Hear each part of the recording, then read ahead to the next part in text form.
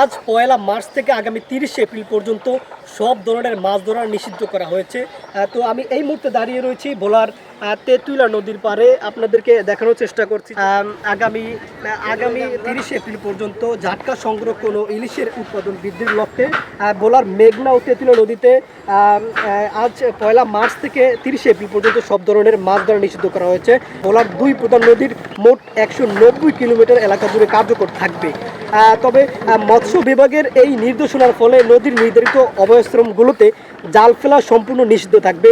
প্রাকৃতিকভাবে ইলিশের পোনা বা জাটকা বড় হওয়ার সুযোগ করে দিতে এবং অন্যান্য মাছের নির্বিঘ্ন প্রজনন নিশ্চিত করতে প্রতি বছরই কিন্তু এই নির্দিষ্ট সময় এমন কঠোর পদক্ষেপ নেওয়া হয়।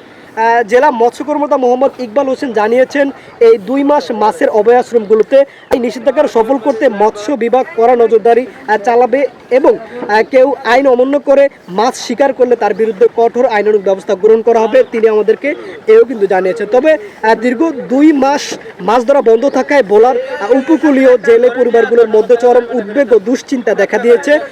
তবে বিশেষ করে বিকল্প কর্মসংস্থানের অভাব এবং পরিবার পরিচালনার ব্যয় নিয়ে কিন্তু অনেক জেলেই দিশারা হয়ে পড়েছেন।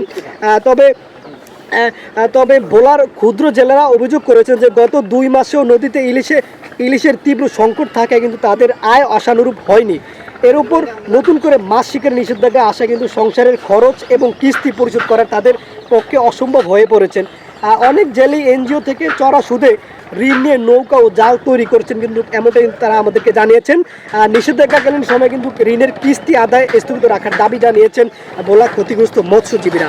এছাড়া সরকারের পক্ষ থেকে বর্ধিত যে বিজিএফ চাল সঠিক সময়ের জন্য প্রকৃত জেলেদের হাতে পৌঁছানো নিয়েও কিন্তু অনেকের মধ্যে সংশয় রয়েছে।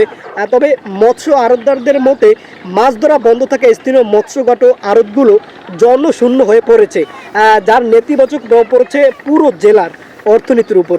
তবে ভোলার বর্তমান প্রায় 1,67,000 নিবন্ধিত এবং আরও প্রায় 2 লাখ অনিবন্ধিত জেলে রয়েছেন, যাদের জীবন কিন্তু এই নিষেধাজ্ঞার কারণে সরাসরি ক্ষতিগ্রস্ত হতে যাচ্ছে, এমনটা কিন্তু তারা আমাদেরকে জানিয়েছেন। অন্যদিকে এনজিও কিস্তির বিষয়ে মৎস্য কর্মকর্তা জানান, এই ব্যাপারে এখনও কোনো চূড়ান্ত সিদ্ধান্ত হয়নি। তবে বিষয়টি ঊর্ধ্বতন কর্তৃপক্ষকে জানানো হয়েছে। পরিস্থিতির প্রেক্ষাপটে দ্রুত চাল বিতরণ এবং মানবিক সহায়তা নিশ্চিত করার দাবি কিন্তু জানিয়েছেন স্থানীয় সচেতন মহল ও মৎস্যজীবী সংগঠন। তো জেলা কিন্তু আমাদেরকে আরও একটি অভিযোগ তুলে ধরা হয়েছে। জেলা আমাদেরকে জানিয়েছেন যে কোনো ভবিষ্যতে যে টানা 2 মাসের যে অভিযানের কারণে যে চালটা দেওয়া হবে, চালটা যেন প্রকৃত জেলেদের মাঝে বিতরণ করা হয়, কিন্তু তারা এমনটাই কিন্তু আমাদেরকে জানিয়েছেন। তো এই ছিল ভোলার মেঘনার এবং তেঁতুলিয়া নদীর সবশেষ মাছ শিকার নিষেধাজ্ঞার সবশেষ খবরাখবর।